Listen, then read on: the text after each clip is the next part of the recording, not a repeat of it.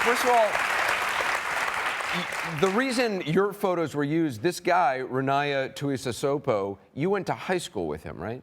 Right. He was a classmate of mine, a year younger.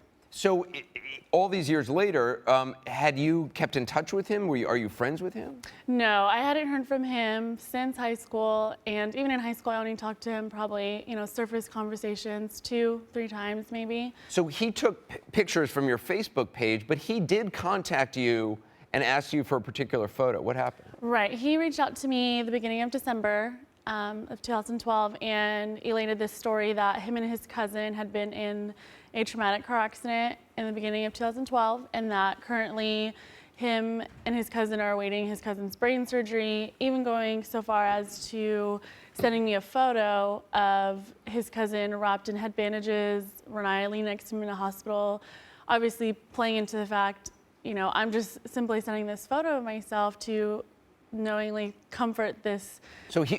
He wanted you to send a photo, and we're showing you the photo. He wanted you to send this photo, which was allegedly going to be a photo sent to his cousin to kind of encourage his cousin recovering from brain surgery. Right. Apparently, they were compiling a slideshow of images to, I guess, allegedly document this journey that his cousin's been through from his recovery, in and out of comas, et cetera, et cetera. And what was MSMK?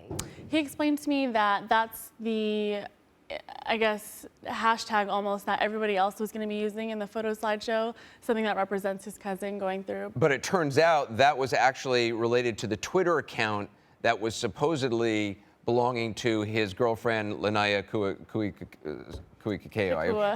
I'm sorry, I keep messing this up. No, but you posed for that picture thinking you were just doing a nice thing for this guy's cousin, when in fact that picture, everybody started to think that was the girlfriend, Renaya. These were published in newspapers and magazines and stuff. You had no idea, you never saw them, nobody ever told you about them? I had no idea, and I mean, I keep up with social media, I keep up on the internet and the Times, but I don't follow college football closely, and further, I don't follow girlfriends of college football players, so right. All it would have literally taken was for me to Google this name, and I would have saw my face, or anybody else that's a Notre Dame fan that knew me would have Googled this girlfriend.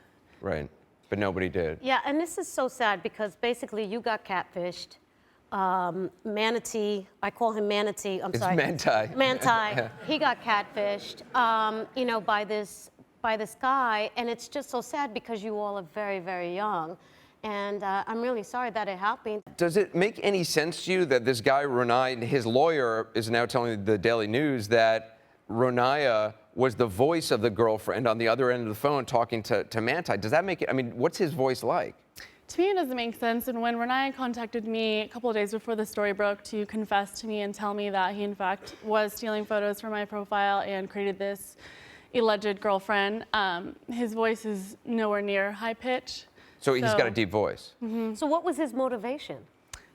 Still unclear to me as well. I mean, you have to think that there's some imbalance that causes someone to make this hoax a reality.